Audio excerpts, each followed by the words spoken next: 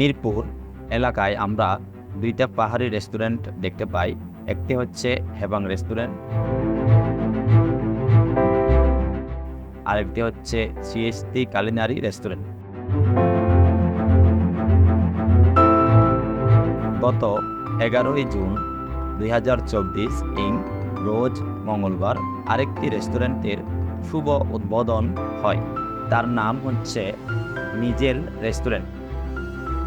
এই মিজেল রেস্টুরেন্টের location Kazipara metro rail সংলগ্ন মিরপুর 10 ঢাকা এক্সিম ব্যাংক এর পাশের গলি, যেখানে পাচ্ছেন পাহাড়িদের তৈরি বিভিন্ন সুস্বাদু এবং হেলদি খাবার।